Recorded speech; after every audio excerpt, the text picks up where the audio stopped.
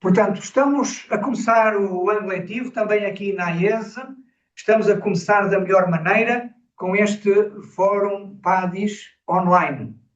A presença do professor Avelino Fraga, que é professor catedrático convidado do ICBAS, na Universidade do Porto. Portanto, o tema que escolhemos para falar hoje é como organizar um programa de cirurgia robótica multidisciplinar. Ora bem, a implementação de novas tecnologias em cirurgia implica, e para todos aqueles que nos estejam a ouvir e que estejam ligados à gestão em saúde, implica algumas coisas que eu vou dizer neste slide, que para mim e para todos nós, creio eu, são óbvias, que é um estudo prévio. Sobre os procedimentos que pretendemos fazer, o número de cirurgias que vamos realizar, as necessidades técnicas e os custos de aquisição, manutenção e, sobretudo, de desempenho ao longo do tempo deste importante equipamento. E implica também um planeamento. Escolher equipas, ver a disponibilidade dessas equipas, a sua motivação, ter um bom equipamento, fidedigno, como é óbvio, com suporte técnico adequado, dar formação adequada aos profissionais para o seu desempenho e uma introdução faseada das diferentes equipas, sendo obviamente necessário nos tempos modernos e democráticos de um país livre, mas com uma democracia responsável, apresentar resultados com transparência, sermos inclusivos, fazer na medida do possível a participação de todos, e isso implica uma liderança forte e muito consensual. Então, estudo prévio. Um alerta para aqueles que pretendem adquirir, e sei que está em processo de aquisição pelo país todo, alguns dispositivos robóticos. Portanto, os procedimentos em cerca de 80% a 90% dos casos são usados por estas três especialidades: cirurgia geral, ginecologia e urologia, e se assim é, devemos procurar, em minha opinião, numa destas especialidades, a liderança do processo, que é preciso haver um processo liderado, que seja repartido nas decisões, repartido entre as diferentes especialidades, mas tem que haver uma liderança. E 80% a 90% dos procedimentos cirúrgicos no mundo inteiro são realizados no âmbito destas três especialidades: cirurgia geral, ginecologia e urologia. Depois há algumas especialidades também com alguma relevância, mas não tanto peso, como seja a cirurgia torácica, a cirurgia pediátrica, mas já com muito menos peso em número de cirurgias.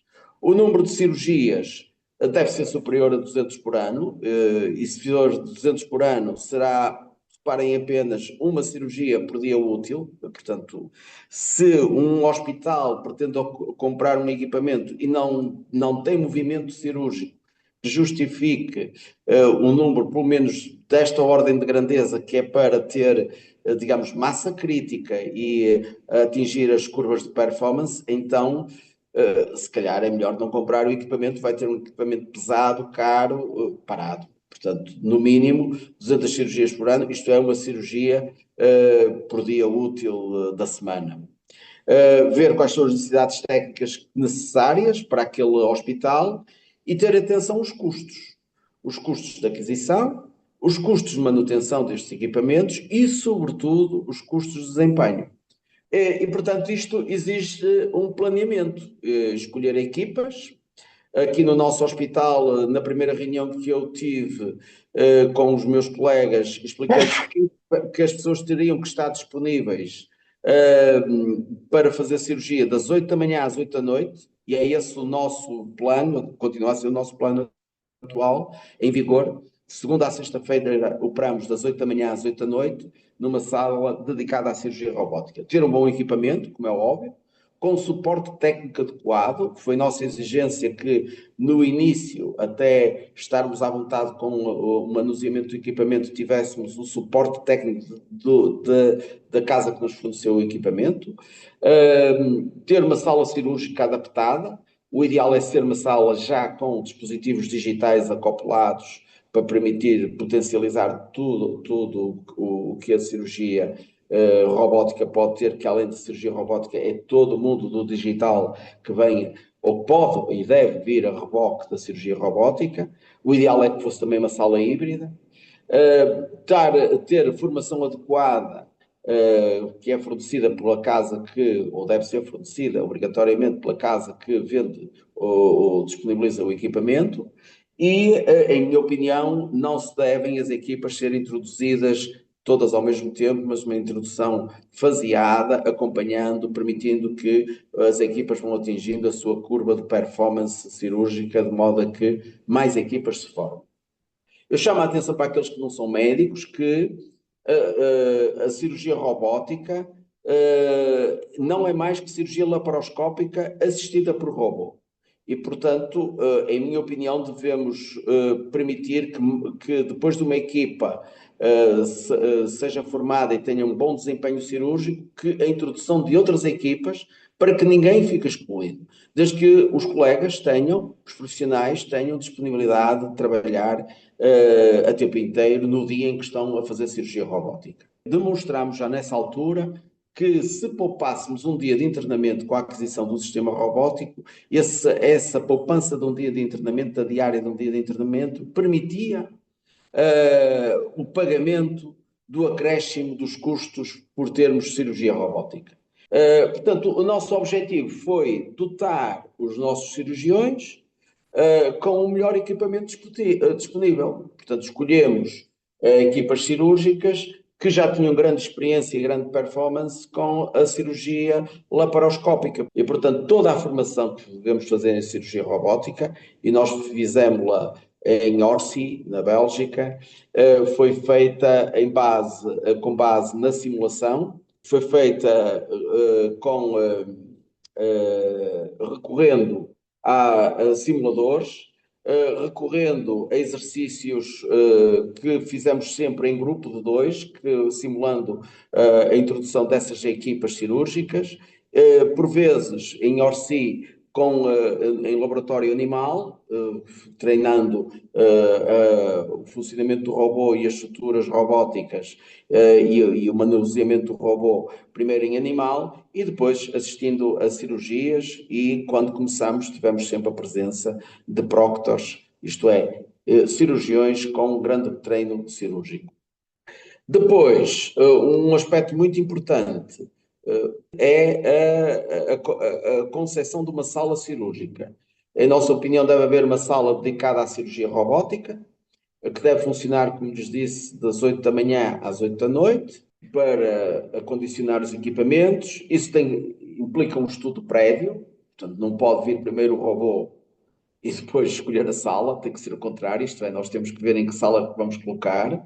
O robô tem uma certa... Este da Medtronic é facilmente acondicionável, o da Intuitive é mais difícil, porque é uma estrutura mais fixa, mas em qualquer caso, aquilo que se advoga é que exista uma sala dedicada à cirurgia robótica. Depois é preciso uma atenção especial à formação de equipas, quer de anestesia, quer de enfermeiros, quer, obviamente, de cirurgiões. Os anestesistas devem ser anestesistas no início dedicados, muitos dos doentes dedicados a estas equipas robóticas, de cirurgia robótica.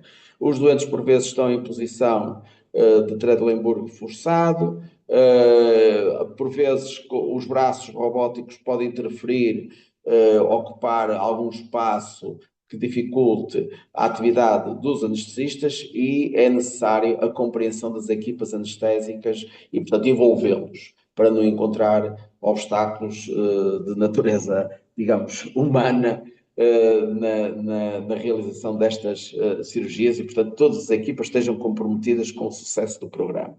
E depois formamos uma equipa cirúrgica, que é a base da cirurgia robótica. Nós não formamos um cirurgião, formamos sempre uma equipa, são 2 cirurgiões, que se ajudam mutuamente. Primeiro operam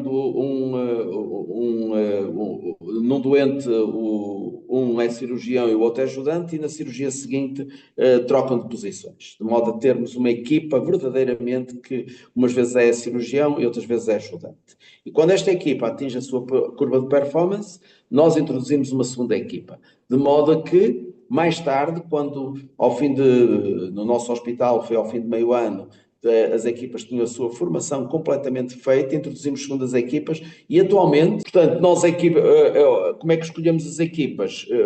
Foi em função dos procedimentos cirúrgicos, foram indicadas as equipas pelos diferentes serviços.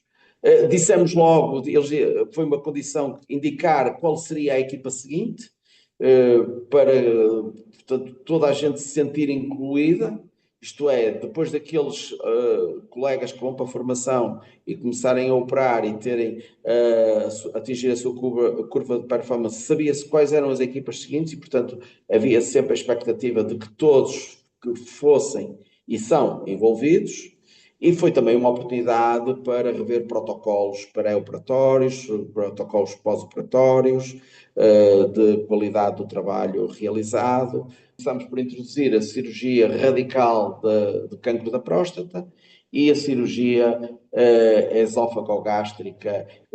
O sucesso do nosso programa de cirurgia robótica assenta, portanto, na qualidade do equipamento, nas equipas dedicadas, e os cirurgiões e enfermeiros dedicados e motivados o tempo inteiro quando estão na cirurgia robótica. Como é que nós chegamos até aqui? É o seguinte: as pessoas não devem comprar um robô, devem comprar um projeto de cirurgia robótica e que não se esqueçam do potencial de cirurgia digital.